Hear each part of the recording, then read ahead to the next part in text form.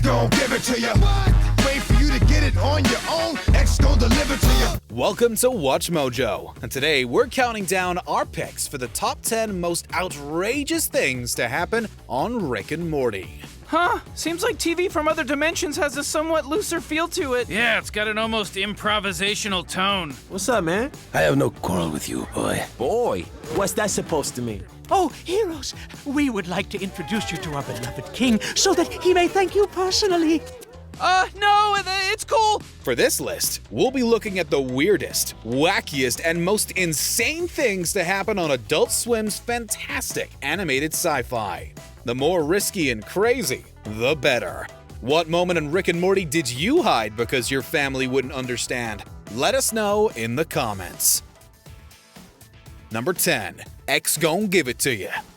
This is an example of when outrageous was also awesome. If it's satisfaction you're after, I think I might have an idea. Totally, let's do it. When Summer gets screwed over by her former employer, the Devil, Rick shows her that sometimes you need to get your own justice. Namely, street justice. Why? Because sometimes what you really need is for someone else to pay a horrible price. And it's not just the Devil, as several groups fall to the duo's beatdowns, some that aren't usually seen on TV due to their controversial nature. We gonna rock, we gonna fall. Then we let it pop, don't let it go. It's even crazier when we see the two taking steroids together. While we couldn't anticipate Rick and Summer getting jacked and beating up various bad people in an epic montage, we're thrilled they did. Number 9. Ants in My Eyes Johnson. Everyone wanted to sign up to some interdimensional cable once they saw this episode, even if it included a brutal leprechaun death. Jeez, Rick, oh my god. That's some pretty hardcore stuff for a cereal commercial. Well, Morty, you want to sell boxes of cereal, you gotta pump the gas a little. Pedal to the metal, Morty. Rick's Steam Minutes provided a lot of room for improvisation, from parodies of popular shows, ridiculous movie trailers, to weird concepts such as a bug-infested salesman. I'm Ants in My Eyes Johnson, here at Ants in My Eyes Johnson's Electronics. There's so many ants in my eyes, and there's so many TVs, microwaves, radios. I'm not 100% sure what we have here in stock because I can't see anything. Ants in My Eyes Johnson is not only incredibly funny, but also makes you cringe at the idea of insects being in your eye sockets. Things become even more outlandish when we find out he can't feel anything and catches a flame. And also, I can't feel anything either. Did I mention that? But that's not as catchy as having ants in your eyes, so that always goes, off by the wayside. I can't feel. It's a very rare disease. You couldn't predict this even if you tried. Number 8. Morty's guidance counselor. Morty's used to being traumatized, but this is a memory even we wish could be removed. After some stargazing, Morty thinks he sees a man on the moon, which really freaks him out. Huh, wow. That's incredible. What the heck? It gets even worse when a similar-looking gentleman is introduced as the new guidance counselor, Mr. Loonis, at his school. His family tries to deter him, but he confronts his principal with what little evidence he has. Okay. Is that it? Is he doing anything to hurt anyone? Oh, he's up to something. I think I understand. Up to something, lives on the moon. Okay, I'll talk to him. This inadvertently leads to Mr. Loonis being accused of being inappropriate to kids. This proves too much for the man to handle, who ends his life shortly after. But we want to remember the good things, like how from a certain angle, some people would say, he looked like a smudge. The dark humor of this story might have been a little much for some viewers to handle. Number 7. Pickle Rick. Just when we thought we were used to the madness by season 3, the blue-haired scientist broke the internet when he turned himself into a pickle. I turned myself into a pickle, Morty! Boom! Big reveal, I'm a pickle. What do you think about that? I turned myself into a pickle! It was definitely one of the more absurd things we've seen. The scheme was hard for even the family to wrap their head around, but it quickly devolves into an escalating battle for survival. Rick takes on rats, Russians, and even a knockoff action hero called Jaguar. This can only end with one of us dead, and I have never died. That'll be your downfall, Jaguar. not being open to new experiences. It was one of the most memorable moments of the show, but that still doesn't take away from the fact that it's absolutely ridiculous. I'm not a cow. I'm a pickle. When I feel like it. Number 6. Sexy Summer.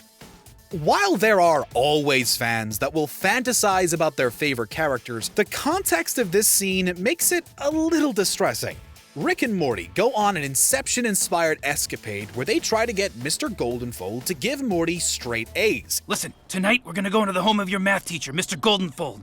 And we're gonna incept the idea in his brain to give you A's in math, Morty. It's here they are privy to all of Morty's teacher's fantasies, and some of them aren't exactly safe for work. After diving deep into his subconscious through Mrs. Pancakes, they discover that Goldenfold harbors a shameful attraction to Morty's sister. It's Summer! Oh, jeez. Because this is an imaginary version of Summer, she starts flirting with the two, freaking the characters and the audience out. Oh my God, God, put some clothes on, for the love of God. for Pete's sake! This is disgusting. I I'm can't gonna take puke. it. I swear to God, I'm gonna puke. Rick. Number 5. Facehugger Love. During Pro Mortius, Rick and Morty end up controlled by some parasites called Glorzo. Are you guys sure that's safe?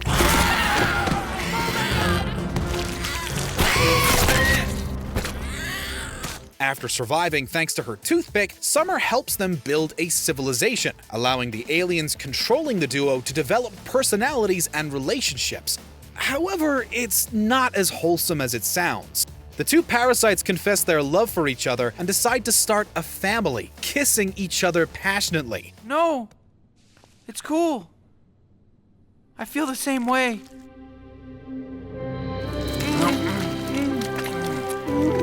Making the moment even more uncomfortable is the parasites have Rick and Morty's voices. You have to remind yourself it's the parasites professing their love, not Rick and Morty.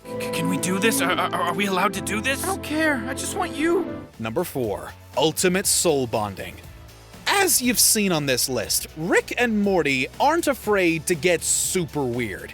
They've even shown the characters attending end-of-the-world parties that might have too many liquids flowing.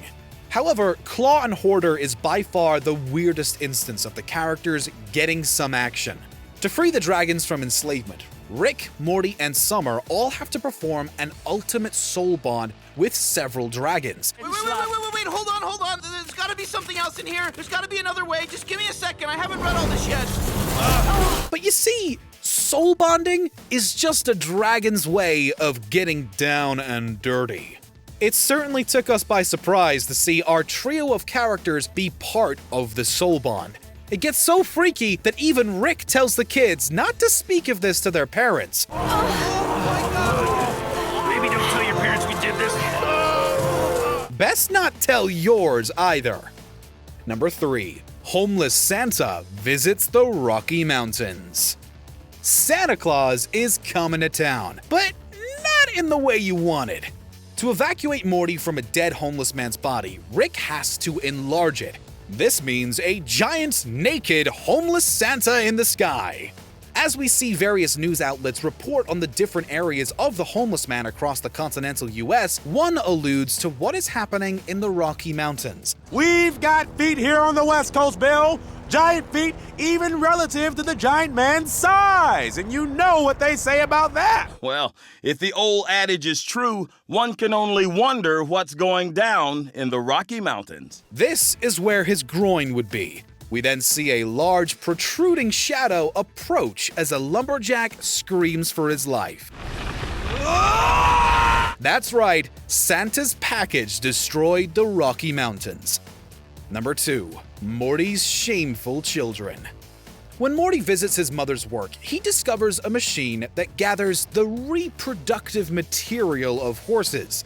What's this thing in the middle of the room with the hole in the end? That's a breeding mount. The nurses use it to collect reproductive material. The look he gives it spells nothing but disgusting trouble. Unfortunately, Rick gets his hand on a barrel of the stuff, and because Morty is too ashamed to admit it, accidentally creates giant white-tail wagon monsters. Are you saying that to mess with me? What? Mess with you how? Like trying to get me to say something? Morty, I have no idea what you're talking about. For real? Yes. Okay, good. Then it's your fault. We thought it was as sickening as it could get, but then one of Summer's eggs is used to try and lure the creatures into space. Just when we thought there was no way Morty and Summer's genetic material would mix, quick spoiler alert, they do. We were just as shocked as the characters were on the show. Sticky, it's all you, bud.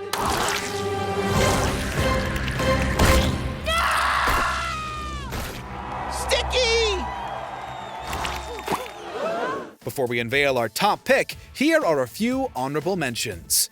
Rick's planetary relationship. Rick's romance game outplays all expectations. So what, you just go around knocking up planets now? Is that what you do when I'm in school? I'm a scientist, Morty. I try things. Sex with a living planet? Big step for mankind. Cronenberg's. This weird love potion leads to an ending that no one can forget. Boy, Morty, I really Cronenberged the world up, didn't I?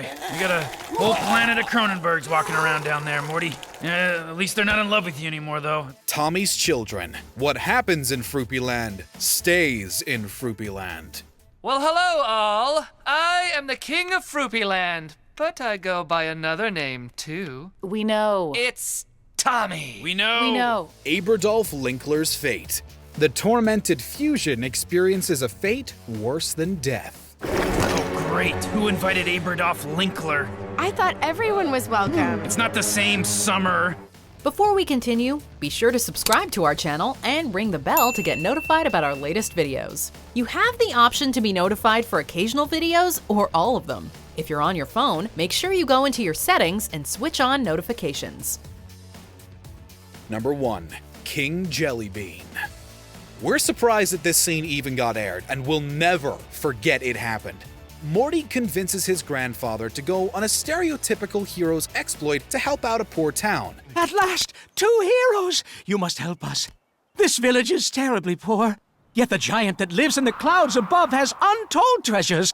You know what? I accept your call to adventure, good sir. The result is them killing a giant, getting taken to court, and then Morty and the audience getting traumatized in a tavern bathroom. It starts as an innocent exchange between King Jellybean and the young wannabe adventurer. But I'm starting to get nervous that maybe it's gone a little too far off the rails. Isn't that what adventures do? Hey, you know what? You're right. Everything's going fine. I just gotta relax and go with the flow. Jellybean forces himself onto Morty, who has to defend himself from Jellybean. This moment isn't played for laughs at all and comes out of nowhere. It's a scene that would establish to viewers that you will never be ready for what this series will throw at you. Why don't we use 25 of them to pay Slippery Stare here for a ride back to the village, and then we'll give the rest of the schmeckles to the villagers. Huh? Really? Sure, Morty, yeah. You know, a good adventure needs a good ending. Do you agree with our picks? Check out this other recent clip from WatchMojo, and be sure to subscribe and ring the bell to be notified about our latest videos.